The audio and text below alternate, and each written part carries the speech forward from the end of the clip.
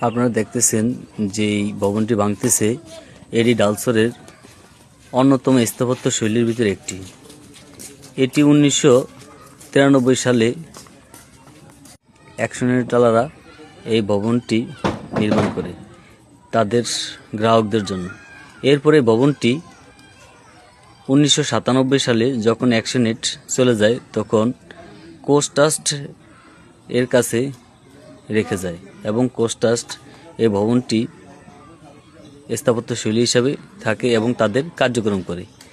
যদিও এই ভবনটি আমরা পোস্ট অফিসের ভবন হিসেবে চিনি, এটি ডালসরের ঘূর্ণিঝড়, বন্যায়, বিভিন্ন দুর্যোগে মানুষের আশ্রয়স্থল হিসেবেও ছিল। ডালসরের নদী ভাঙার কারণে এটি আজ বিলীনের পথে। এই ভবনটি আজ ভেঙে নিয়ে যাচ্ছে। আমাদের এক এক করে হারিয়ে ফেলতেছি সকল স্থাপত্য শৈলী, ডালসরের ঐতিহ্যের সকল নির্দেশনাগুলা এভাবে হারিয়ে যাইতেছে আমাদের মাঝ থেকে।